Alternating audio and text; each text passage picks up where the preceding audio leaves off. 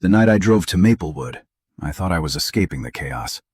My job was falling apart, my chest felt tight for weeks, and my husband Ethan barely looked at me anymore. His kisses had turned into polite taps, his goodnights into distant nods. So I did what I used to do back when life was kinder. I went to the one place that always felt like home. Lucas Grant's house. The place where Madeline Pierce, my best friend, used to drag me every Friday night for wine, terrible rom-coms, and the kind of laughter that stitched broken pieces together. I just wanted peace. Just one night where I wasn't invisible. But when I pulled up to the porch and saw the lights glowing warmly through the windows, something inside me twisted, like a warning I didn't recognize. Still, I stepped closer. The autumn air pushed leaves across the path, brushing my ankles as if trying to stop me. And then, I heard it. A laugh. Not just any laugh. His laugh. Ethan's. My breath hitched as I leaned toward the window. What I saw didn't just break me. It hollowed me out. There, at the dinner table lit by soft golden lamps, sat Ethan and Madeline, facing each other like a couple in a movie. A candle flickered between them. 2 wine glasses tapped. His smile, the one he stopped giving me months ago, was glowing on his face, directed at her. Madeline lifted her hand across the table, brushing Ethan's fingers. He didn't pull away. For a second, the world around me muted, the crickets, the traffic, even my heartbeat.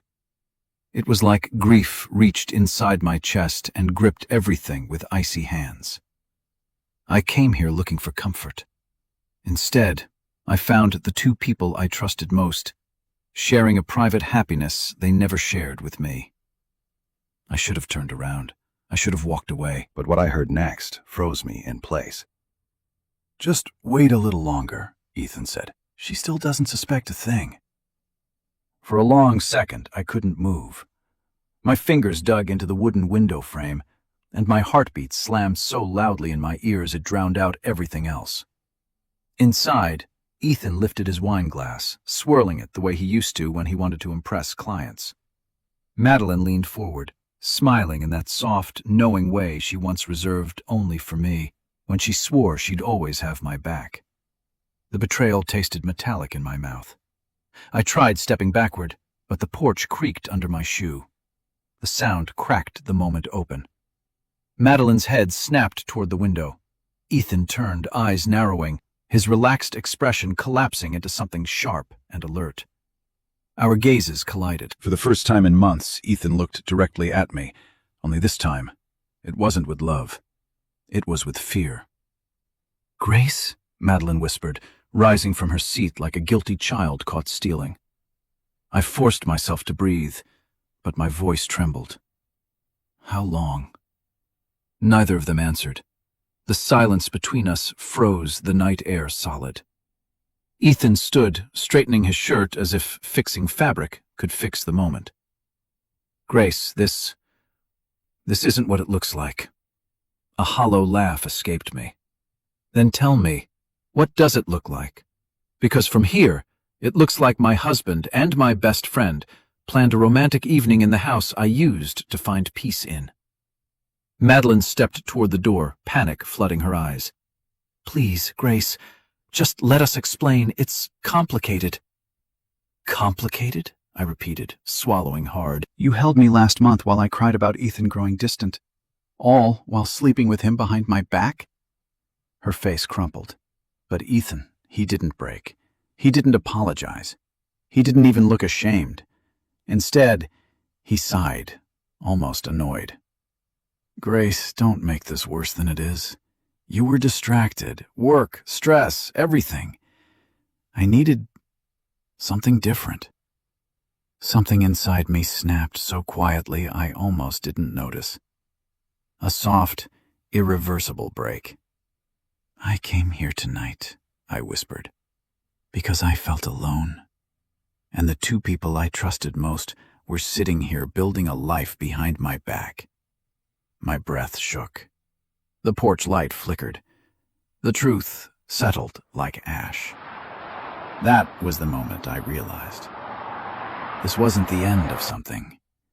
It was the beginning of a war I never asked for, but one I would finish.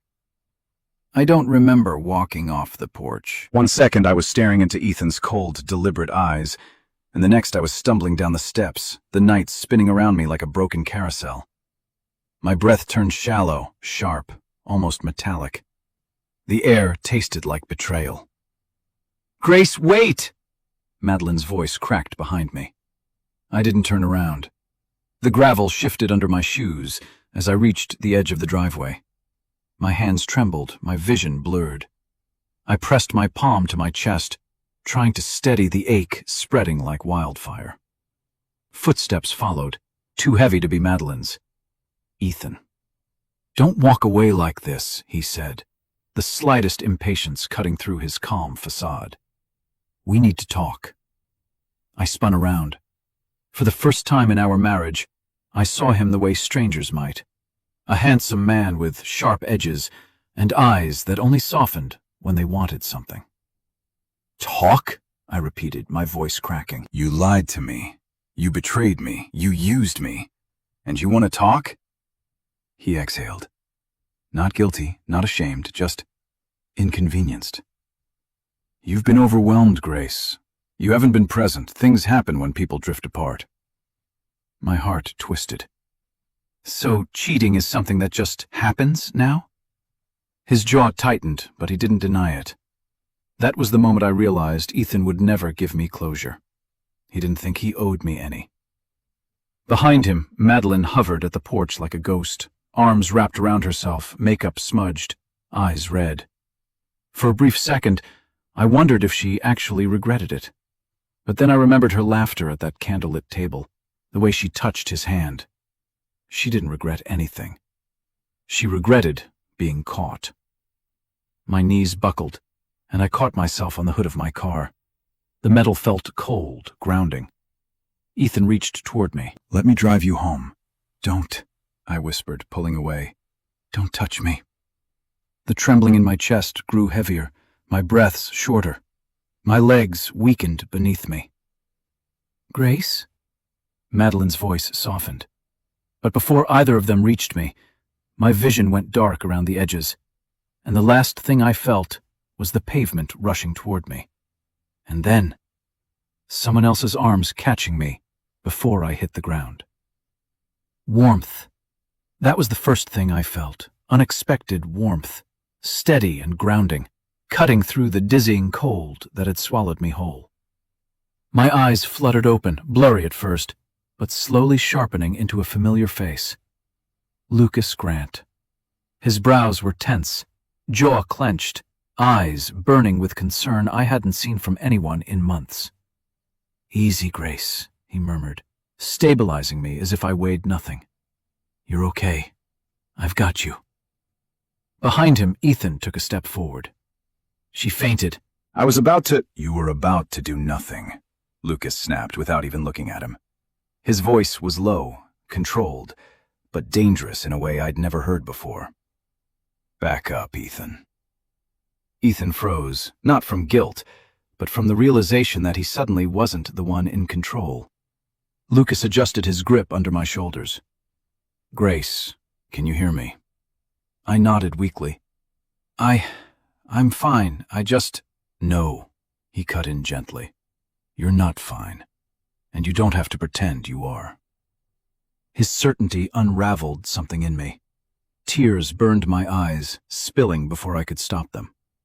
From the porch, Madeline whispered, "Lucas, please. This isn't what it looks like." Lucas's laugh was hollow. "Really?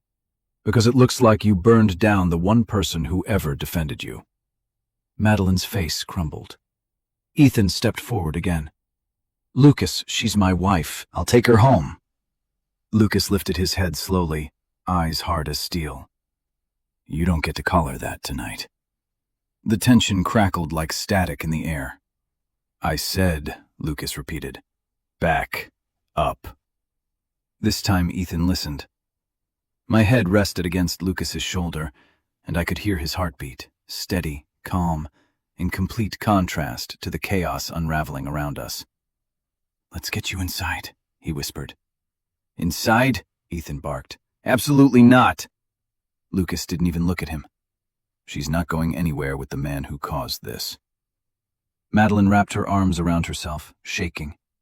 Ethan's jaw flexed, silent fury twisting his features. But for the first time, none of that mattered. I let Lucas lift me into his arms, and as he carried me up the porch steps, the same porch where my world had shattered minutes earlier, I realized something. This was the first moment in a long time that I felt safe, even if everything else was falling apart.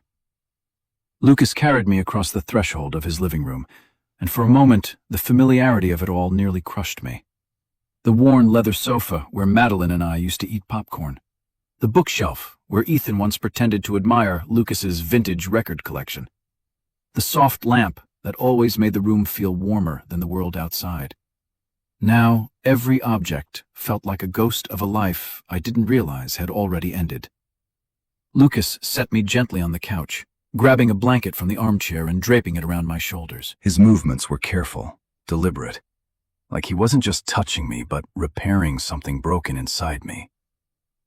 "Do you feel dizzy?" he asked, crouching in front of me. "A little," I whispered. "Everything just hit me at once." "That's normal," he said softly. "Shock does that." His calm voice was the only steady thing in the room. Behind him, the front door slammed open. Ethan. He stormed in like he owned the place, jaw tight, eyes blazing. "Lucas, this is enough. She's my wife. You don't get to keep her here." Lucas didn't stand. He didn't flinch. He simply turned his head and looked at Ethan with a quiet, dangerous patience. "Grace isn't a piece of furniture you can claim," he said. "And she's not going anywhere with you tonight." Ethan scoffed.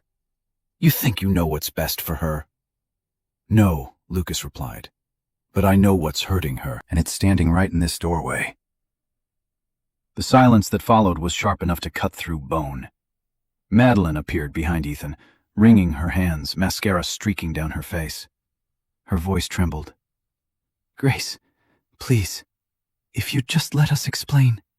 A bitter laugh escaped my throat before I could stop it. "Explain what?" I asked. "How you managed to betray me so gracefully? How you sat at that table smiling like everything was perfect?" Madeline flinched, but Lucas's gaze stayed fixed on Ethan, unblinking. "You two need to leave. Now." Ethan's chest rose and fell, anger simmering beneath his calm exterior. But something in Lucas's tone, steady, resolute, immovable, made him hesitate. He clenched his jaw. "This isn't over." "No," Lucas said quietly. "It's not." Only after the door slammed behind them did the room finally feel breathable again. And that was when the first sob finally escaped my lips. Not violent, not loud, just heartbreak in its purest form.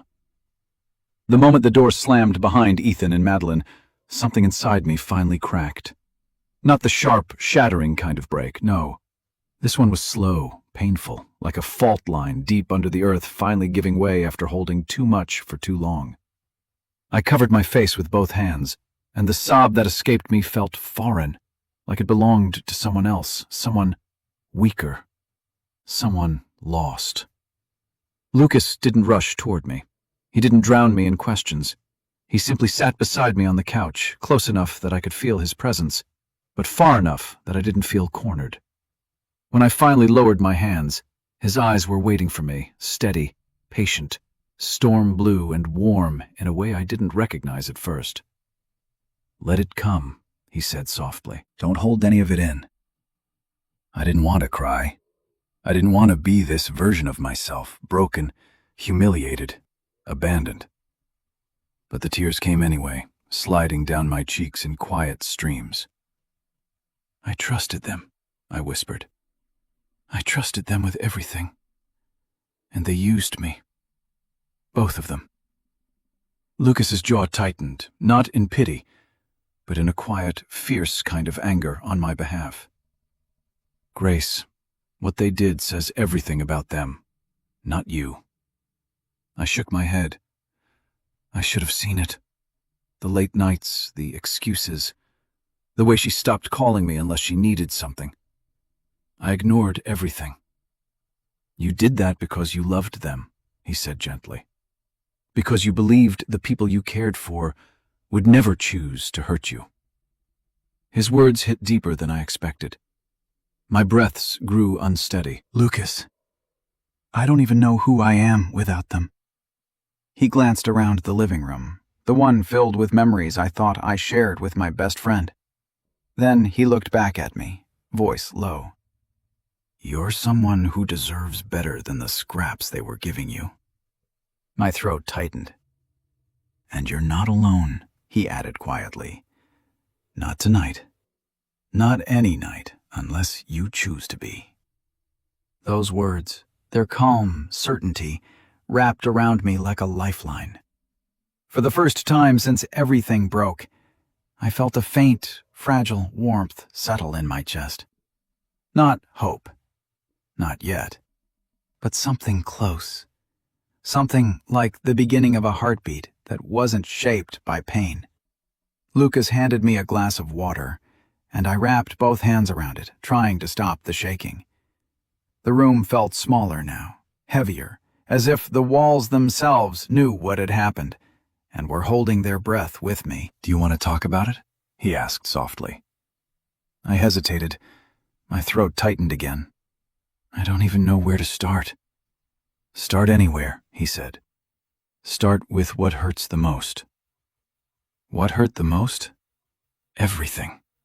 Every memory, every smile, every lie I didn't realize was a lie. I thought Madeline cared about me, I whispered. She was my anchor. After my mother died, she was the one who cooked for me, drove me to appointments, stayed up all night watching movies so I wouldn't cry alone. Lucas nodded, listening, not interrupting, not filling the space with empty comfort. And Ethan, I swallowed hard. He was my home. I built my whole life around him. I supported his ambitions, defended him, believed in him even when he didn't believe in himself. My voice cracked. How does someone do this to a person who loved them? Lucas's eyes softened. Grace, people like Ethan and Madeline don't love the way you do. They love convenience. They love adoration. They love being the center of someone else's world. But real love, your kind of love, requires honesty, responsibility, sacrifice. They don't have that in them. His words were a balm and a blade at the same time. I feel stupid, I whispered. You're not stupid, Lucas said firmly. You're trusting. And trust is never a flaw. I looked down at the water in my hands, noticing how the surface trembled with each uneven breath. Lucas hesitated for a moment, then asked quietly, Grace, has Ethan been different with money lately? With what he tells you, what he doesn't tell you? The question pierced me unexpectedly. Why would you ask that? He leaned back slightly. Because Madeline mentioned something a few months ago, something I didn't understand at the time. Something about Ethan using someone else's name for a temporary account. She brushed it off when I asked, said it was nothing. My blood chilled. A name, an account, a lie bigger than betrayal. Grace, Lucas said, carefully watching my expression. Is there anything Ethan could be hiding that you don't know about? My fingers tightened around the glass. For the first time, I realized the affair might not be the worst part. Not even close. The living room felt colder after Lucas's question. So cold it felt like someone had cracked open a window. I pulled the blanket tighter around my shoulders, but the chill wasn't from the air. It was from recognition, from memory, from every small moment that suddenly made too much sense. Ethan has been different, I admitted slowly. He hides his phone now, deletes messages, changes passwords without telling me. My voice dropped. And he asked me to sign something a few months ago. He said it was for a routine investment. Lucas's expression shifted, barely, but enough. Did you read it? I skimmed it, I said, shame creeping into my chest. I trusted him. He exhaled softly. Not disappointed in me, disappointed in Ethan. Grace, he said carefully. Madeline mentioned that account in passing, like it was a private joke. She said Ethan called it his insurance plan. And when I asked who the account belonged to, she laughed and said, "Oh, someone who won't question anything." My stomach twisted. The room tilted. Insurance plan. Someone who won't question anything. My voice was barely a whisper. He used my name, didn't he? Lucas didn't speak right away. He didn't need to. The answer was in his eyes. My hands began to tremble again. "I don't know everything," he finally said. "But I know this. People don't hide money under someone else's name unless they're planning for something big. Or something bad." A sharp breath escaped me. So the affair wasn't enough. He had to drag me into something illegal?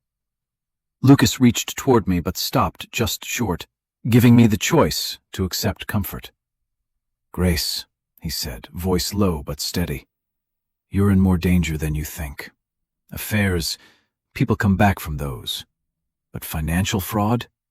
That destroys people, especially the ones who didn't know they were being used." I pressed my fingertips to my temples. My thoughts were spinning. Months, maybe years of Ethan's lies, collapsing together like a row of dominoes. "He wanted me out of the way," I whispered. "The distance, the coldness. It wasn't a marriage falling apart. It was strategy." Lucas swallowed hard. "You need to protect yourself now. Really protect yourself." A quiet knock suddenly echoed from the front door. We both froze. "Who would come back here now?" I whispered. Lucas stood, tension flooding his posture. He moved toward the door, and when he opened it, both of us inhaled sharply. It wasn't Ethan. It wasn't Madeline. It was someone neither of us expected. Someone holding an envelope with my name on it. The man standing at the door wasn't someone I recognized. Mid-40s, dressed in a charcoal suit that didn't belong in a quiet neighborhood like Maplewood. His expression was unreadable, professional, almost cold, but his eyes lingered on me with something that felt uncomfortably like sympathy. "Grace Sullivan?" he asked. Lucas stepped between us slightly. "Who's asking?" The man held up a leather badge wallet. "Daniel Mercer, private investigator." My breath hitched. A private investigator? For me? He extended the envelope. "This is for Ms. Sullivan. It concerns activity connected to Ethan Sullivan. I was hired months ago, but, well, things have developed faster than we expected." Faster than we expected? My stomach tightened. Lucas accepted the envelope for me, his posture protective. "Who hired you?" Mercer paused. "Your husband's business partner." I blinked. "Ethan didn't have a partner. He works alone." Mercer shook his head slowly. "Not anymore. And the partner discovered financial discrepancies tied directly to your name. He wanted to warn you before things escalated." The room spun again, not with grief this time, but fear. "I'm not involved in anything illegal," I said quickly, voice cracking. "I didn't sign anything that—" Mercer lifted a hand. "Miss Sullivan, I know you didn't. That's why I'm here." My throat tightened. "What's inside the envelope?" His expression softened just a fraction. "Enough to prove you're being set up, and enough to destroy Ethan if it gets out." My pulse thudded in my ears.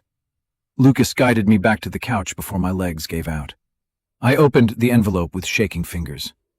Inside were printed bank statements, accounts I'd never seen before, in my name, containing money I'd never touched. Tens of thousands, maybe more. And then, a single photo slipped out. A photo of Ethan and Madeline entering a downtown office building, Ethan holding a folder I instantly recognized. The one he'd asked me to sign for tax purposes. A chill slid down my spine. Mercer spoke quietly. "Miss Sullivan, Your husband is moving assets, building a case that everything he owns and everything tied to your name is community property. He's preparing for divorce, and he's preparing to blame you for the fraud." The room went silent. Lucas's hand closed into a fist. But me? Something inside me finally stopped breaking and started hardening. I stared at the bank statements spread across Lucas's coffee table, each one a blow to the life I thought I had. Every line, every transfer, every forged signature.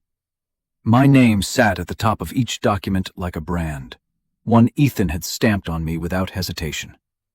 Lucas paced the room, jaw clenched so tight I could see the muscle twitching. "He didn't just betray you emotionally, Grace," he said quietly. "He endangered you, legally, financially, everything." My head was spinning, but a numbness had begun settling into my bones, cold, heavy, strangely stabilizing. "This whole time," I whispered, "while I thought our marriage was falling apart, he was building a case to destroy me." Lucas stopped pacing. "This wasn't a marriage falling apart. It was a trap being built." Before I could respond, headlights swept across the window. A car door slammed, footsteps, heavy, purposeful. I stiffened. "Is that?" Lucas didn't let me finish. He moved to the door, shoulders squared. When he opened it, Ethan filled the frame, rain beginning to fall behind him, suit jacket half-buttoned like he dressed in anger. Madeline hovered behind him, trembling, mascara streaking like storm clouds. "Grace," Ethan said sharply, "we need to talk. Now." Lucas stepped forward. "She's not talking to you tonight." Ethan's jaw tightened. "This is between husband and wife." Lucas didn't budge. "Not anymore." Ethan's eyes flicked past him, landing on me, and for a second, I saw it. Not guilt, not remorse, just calculation. "Grace," he said, tone shifting, softening the way he did when he wanted something. "I know this looks bad, but if you would just come home with me." "Home?" I cut him off, my voice steady in a way that surprised even me. "You mean the place you've already emptied behind my back? The one you planned to legally trap me inside?" Madeline flinched. Ethan's eyes flashed. "You're being dramatic," he snapped. "If you'd stop listening to outsiders." Lucas stepped into the doorway, fully blocking him. "She's not going anywhere with you." The rain picked up, dripping down Ethan's face as he looked between the two of us, rage rising, but controlled, tightly leashed. "Oh," he said finally, voice low and venomous. "I see what's happening now. You think you're safe here." I felt the chill of his words long before he added, "You have no idea how deep this goes." And for the first time, I believed him. The rain thickened, drumming against the porch roof as Ethan stepped closer, his shadow stretching across Lucas's doorway. Something in his expression had shifted. Gone was the polished charm, the patient husband, even the guilty lover. What remained was colder, sharper. A version of him I had never seen, or maybe had refused to see. "Grace," he said, his voice low, "you need to come with me. Now." Lucas didn't move an inch. "She's not leaving this house." Ethan's jaw flexed. "You don't understand what you're getting into." "No," Lucas replied calmly. "You don't understand that you've lost control." For a moment, Ethan's mask slipped. Just a flicker, but it was enough to see something dark beneath it. A man who'd spent months weaving lies didn't handle exposed truth well. Madeline tugged on Ethan's sleeve nervously. "Ethan, maybe we should just—" "Quiet," he snapped without looking at her. And just like that, the hierarchy between them crystallized. She wasn't his partner. She was a pawn. And she finally realized it. I stepped forward, gripping the back of the couch to steady myself. "What exactly is it that I'm getting into, Ethan?" The fraudulent accounts, the fake signatures, the investments under my name that I never approved? His eyes flicked to the envelope on the table. You talked to someone, he muttered. Who? Who gave you this? I swallowed hard. The truth gave me this. He laughed, short, harsh. Grace, you don't know what you're dealing with. You think this is just about us? About an affair? He shook his head. There are things in motion you can't stop. Lucas stepped closer, positioning himself between us again. Whatever you planned, it ends tonight. Ethan tilted his head, assessing him like a threat he hadn't accounted for. I always wondered why you hovered around Grace. Turns out I should have looked closer. Lucas didn't take the bait. Leave, he said simply, before you make this worse. Ethan's eyes locked on mine, dark, unreadable, almost pitying. This isn't over, Grace. My voice steadied. You're right. It's not. He hesitated, rain soaking through his clothes, then turned sharply and walked back into the storm. Madeline followed, though she looked back once, eyes full of fear, not love. When the door finally closed, Lucas exhaled. And I realized Ethan wasn't scared of losing me. He was scared of losing the plan. The storm outside eased into a steady drizzle, but inside Lucas's living room, the tension only thickened. I sat on the couch, staring at the envelope as if it might burst into flames. Lucas switched on a softer lamp, bathing the room in a warm glow that felt almost dishonest compared to the darkness closing in around me. Grace, Lucas said gently, we need to look through everything, all of it. I nodded, though my stomach churned. My hands shook as I pulled more documents from the envelope. Pages of transactions, investments, transfers, all in my name. The numbers blurred, but the reality sharpened. He's been planning this for months, I whispered. Maybe longer. Lucas sat beside me, leaning forward as he scanned the pages. These amounts, they're not random. He's funneling money somewhere, and using you as the liability if it collapses. A bitter laugh escaped me. So I wasn't just losing my marriage. I was becoming his escape plan. Before Lucas could respond, a small USB drive slipped from between the pages and clattered onto the table. I froze. What's that? Lucas asked. I don't know. He picked it up carefully, examining it. It could hold everything, or nothing, but we should check. My pulse hammered. What if it's dangerous? He met my eyes.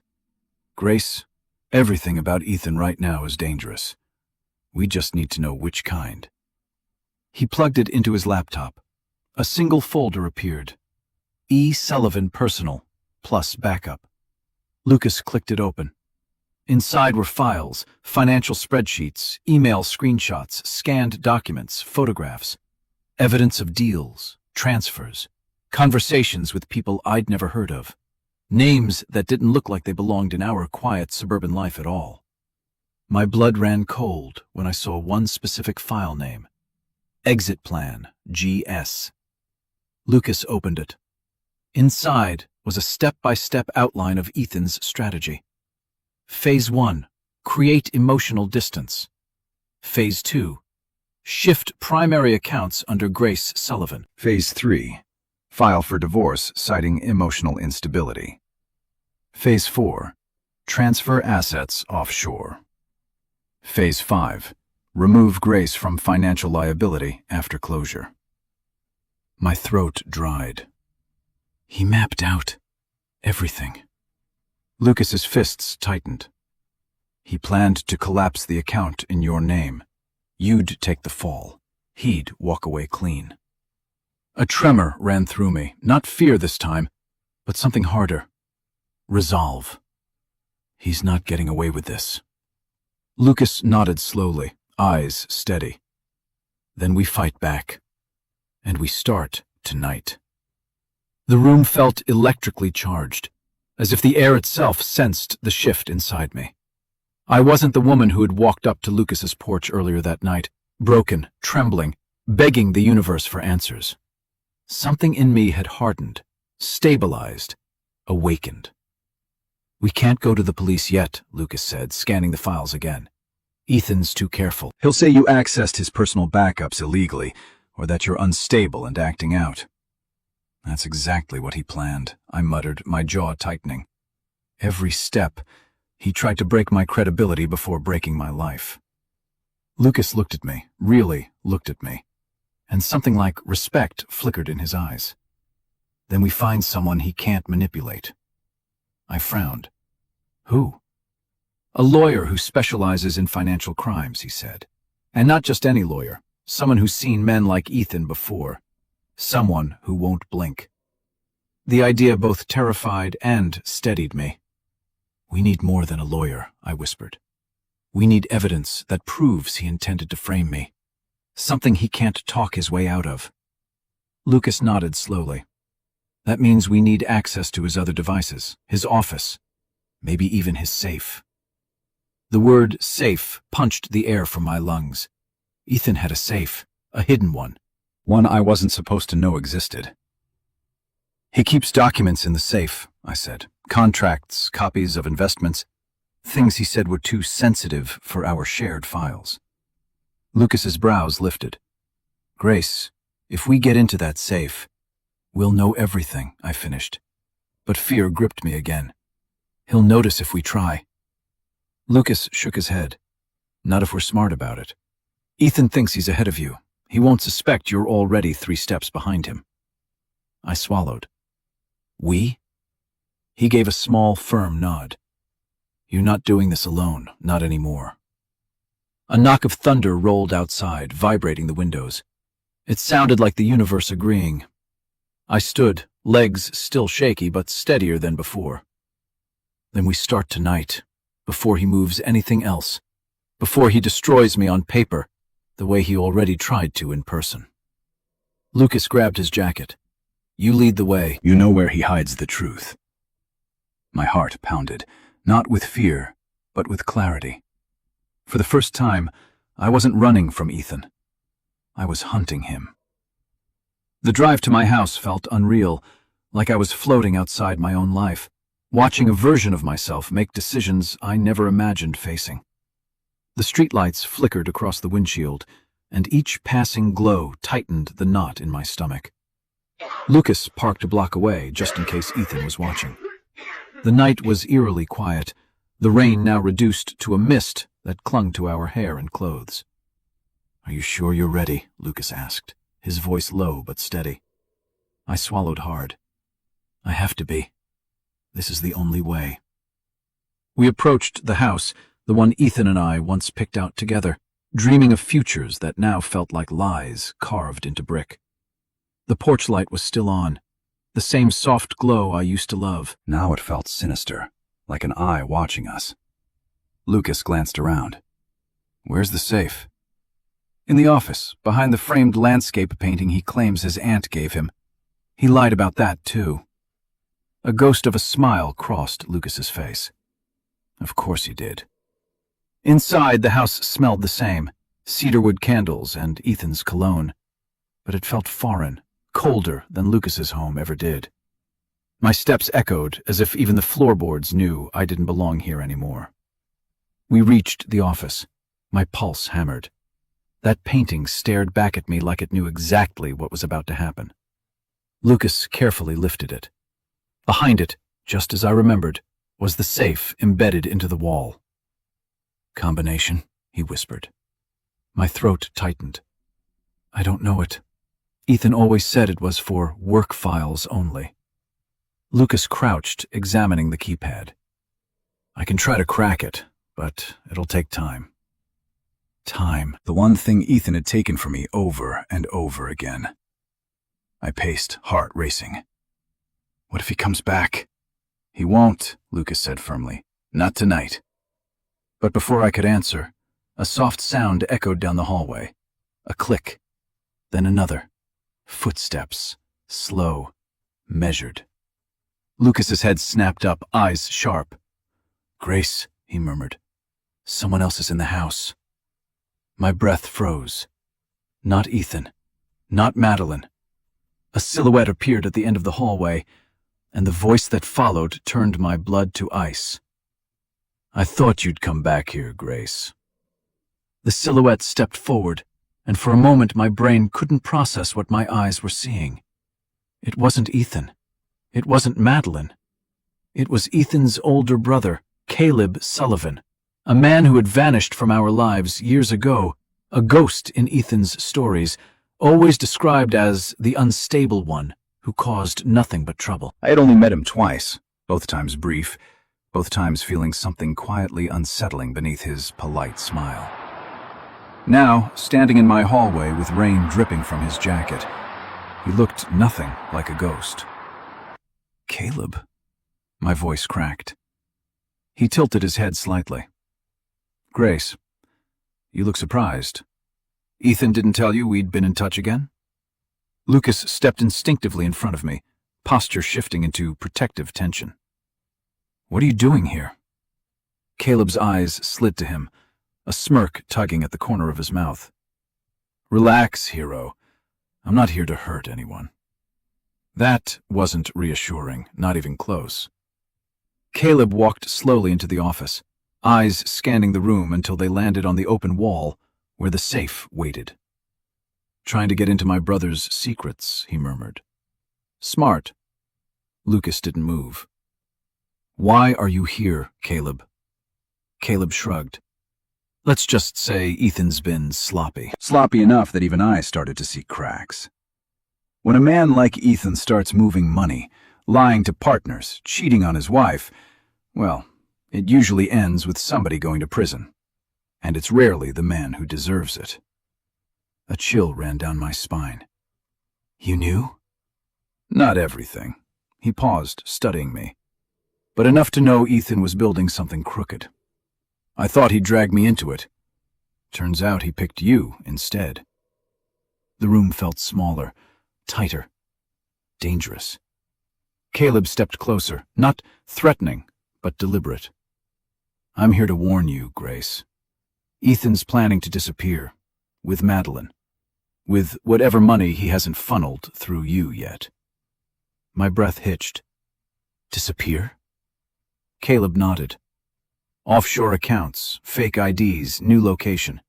He's been preparing for months. And the moment he's gone, the authorities will come knocking, right at your door. Lucas swore under his breath. Caleb lowered his voice. You don't have much time. If you want to save yourself, you need what's in that safe. He glanced at the keypad.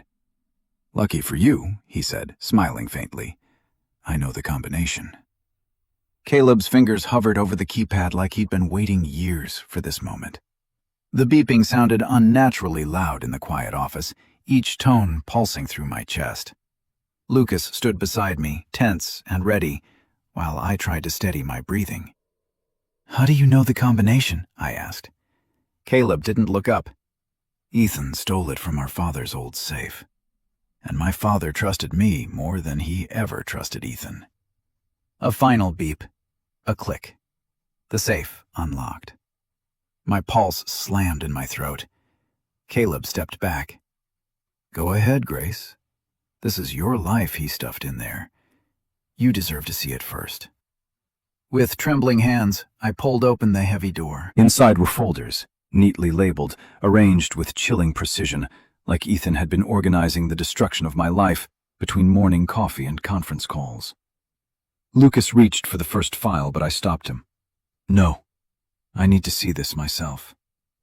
The first folder held bank transfers that didn't appear in the earlier documents.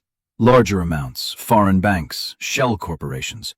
More proof that Ethan intended to pin an entire financial scheme on me. The second folder contained printed emails, dozens of them. Conversations between Ethan and Madeline coordinating accounts, transactions, and plans. Plans about me. I read one line and felt the room tilt. Once she's unstable enough, the court won't question anything. We'll be gone before she realizes the accounts are closing. I swallowed bile. Caleb murmured, I told you he was planning to disappear. Lucas's fists tightened, but it was the third folder that shattered the last piece of denial inside me. It wasn't financial paperwork. It was a divorce petition, already drafted, already notarized, already signed by Ethan.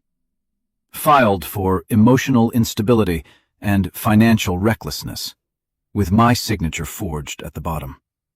A tremor ran through my entire body. He was going to make me look mentally unfit, then leave me with the blame. Lucas knelt in front of me, eyes fierce. This is enough to bring him down, Grace. This is ironclad. He can't talk his way out of this. Caleb nodded. But you need more than evidence. You need timing. And allies. I looked at them, one man who had broken my heart tonight by showing me the truth, and another who had caught me before I fell. What do we do now? I whispered. Lucas stood, voice steady. Now, he said, we build your case before Ethan builds the rest of his. The safe's contents lay scattered across Ethan's pristine office. Papers, forged signatures, offshore transfers, and the divorce petition he never intended for me to see. I stared at it all, my heartbeat steadying into something sharper, stronger. Not panic, not grief, purpose. We take copies of everything, Lucas said, pulling his phone out to scan documents. Multiple backups, cloud storage, hard drives. Ethan can't erase what we know. Caleb nodded. And you need a lawyer, immediately. Someone who deals with financial crimes and fraudulent divorces. Ethan will move fast once he realizes his safe has been opened. A cold grip clutched my spine. We have to leave before he comes back. We will, Lucas said. Just get what you need. I opened a drawer Ethan always kept locked. Inside were more fragments of the man I thought I knew. Confirmation letters from foreign accounts, burner phones, even receipts for hotel rooms I was never told about. One stood out. A reservation for 2, made 3 months ago, under a fake name. Madeline had signed for the room. My jaw clenched.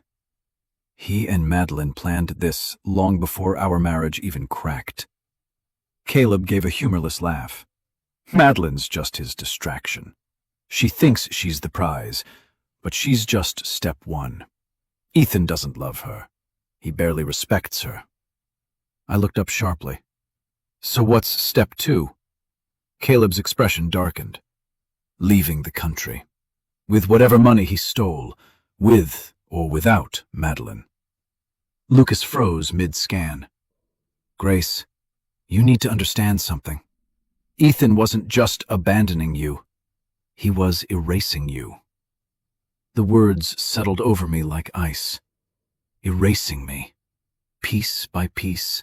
Lie by lie. I closed the drawer slowly. Not anymore. Just then, headlights flashed across the front window, sweeping through the blinds like a warning. A car door slammed, hard. Lucas stiffened. Someone's here. My breath caught.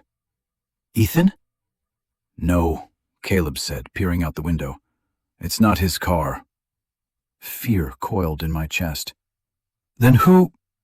Before I could finish, a loud, sharp knock hit the front door, 3 times, urgent, forceful. Lucas grabbed my wrist and pulled me toward the hallway. Caleb whispered, "We're too late." The knocking came again, followed by a voice that made my blood run cold. "Grace Sullivan, this is the State Financial Crimes Bureau. We need to speak with you immediately." The pounding on the front door echoed through the house like a verdict already delivered. My breath froze in my chest. Lucas tightened his grip on my wrist, pulling me deeper into the hallway shadows. Caleb moved to the side window, peeking through the blinds with the caution of someone who had spent far too much of his life watching for danger. "It's 2 agents," he whispered. "Badges out. They're real." My knees went weak. They think I did something. They think I'm involved. Lucas turned to me, voice low but steady. "Grace, listen. They don't know the full story yet, but if Ethan got to them first—" "He framed me before they even knocked," I finished, my voice brittle. Another knock, harder this time. "Ms. Sullivan, We have questions regarding suspicious account activity and offshore transfers.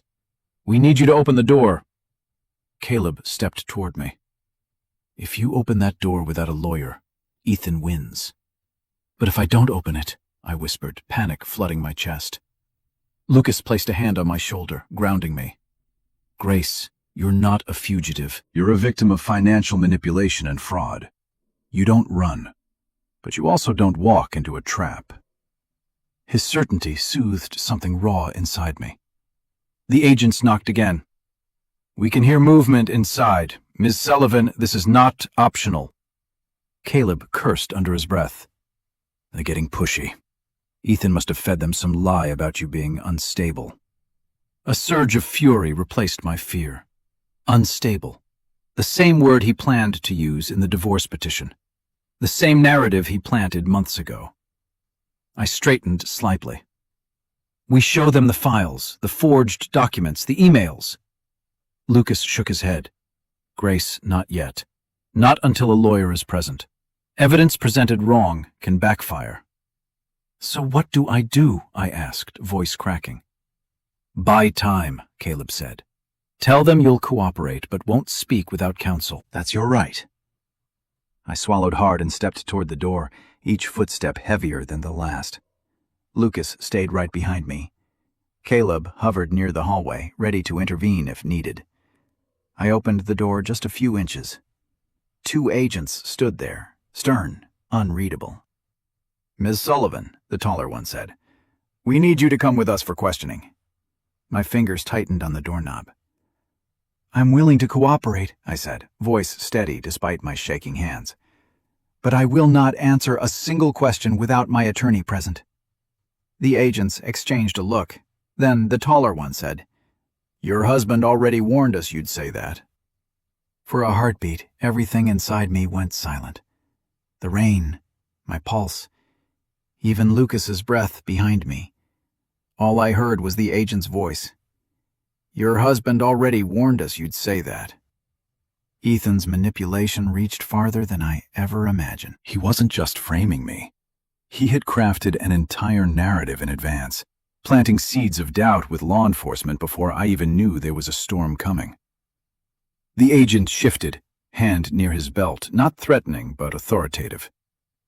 "Miss Sullivan, we need you to come with us. Now."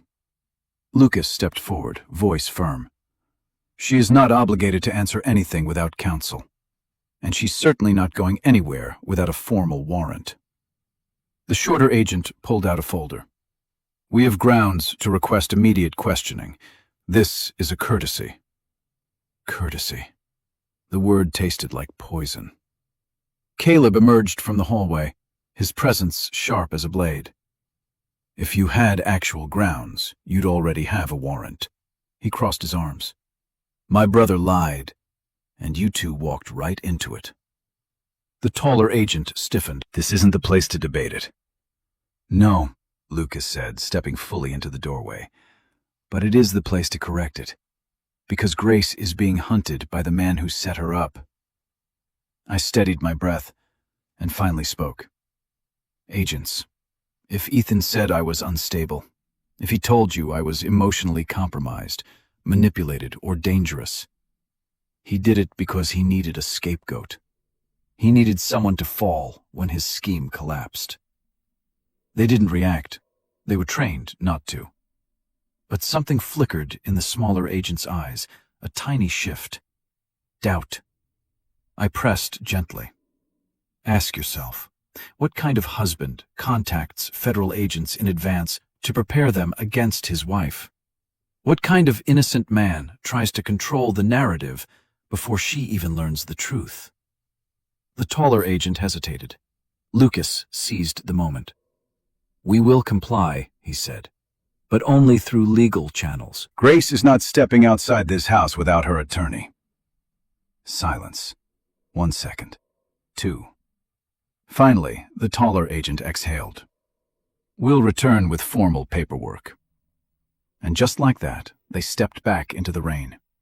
When the door shut, my legs gave out, and Lucas caught me. Caleb looked at me with something that almost resembled pride. "You handled that better than Ethan expected." but inside, a storm churned. If the Bureau was already involved, Ethan was running out of time. But so was I. The morning of the hearing arrived with a strange calm, the kind that settles over a battlefield right before the first charge. My lawyer, a sharp, unshakable woman named Evelyn Crow, walked beside me into the State Financial Crimes Bureau. Lucas and Caleb followed close behind, silent pillars of support. Ethan was already there. He looked polished, confident, dressed in a perfectly tailored suit, as if he expected applause instead of indictment. Madeline stood beside him, pale and trembling, mascara smudged like the night everything fell apart. When he saw me, Ethan's lips curled into a familiar, condescending smile. "Grace," he said softly, "we can still fix—" "Sit down," Evelyn cut in, stepping between us. "The show is over." We entered the hearing room. 2 agents sat across the table, the same ones from the night before. This time, their expressions were sharper, less certain, less controlled. Evelyn placed 3 thick binders on the table. "This," she said, "is proof my client was targeted, manipulated, and betrayed by her husband. These are forged signatures, shell companies, offshore transfers, fraudulent investments, and finally," she paused, letting the weight settle, "a divorce petition prepared months before any supposed instability." She slid the petition forward. The room went silent. Ethan's face drained of color. The smaller agent cleared his throat. "Mr. Sullivan, is this your signature?" Ethan hesitated. Too long, far too long. Then the taller agent spoke. "We also reviewed the files on the USB, including the exit plan. You intended to disappear, using your wife's financial liability as cover." Madeline broke instantly. "It wasn't my idea," she sobbed. "Ethan said he'd take care of me. He said Grace would be fine. He said—" "Be quiet," Ethan hissed. But it was too late. The truth spilled like gasoline across the room. The agents stood. "Ethan Sullivan, you are under investigation for financial fraud, identity falsification, and premeditated liability diversion. You will remain for questioning." Ethan lunged toward me, rage twisting his face. "You ruined everything." But for the first time, I wasn't afraid. I stood taller. "No," I said quietly. "You ruined yourself." Lucas stepped between us as agents restrained him. Caleb shook his head, almost pitying. Madeline collapsed into her chair. When Ethan was escorted out, the room exhaled. Evelyn smiled softly at me. "You're free now, Grace." And for the first time in years, I felt it, truly felt it. Free. Lucas touched my hand gently. "Ready for your new life?" I looked at him, really looked. "Yes," I whispered. "I think I finally am." So, that's where our story closes tonight. And if you're still here, listening until this very moment, then something in Grace's journey must have touched a part of your heart, too. Maybe the betrayal, maybe the courage, or maybe the reminder that we all deserve a life built on truth, not fear. You know, the Stoics often said, "The obstacle is the way." Marcus Aurelius wrote that every hardship becomes fuel, something that shapes us rather than breaks us. And Grace's story is exactly that.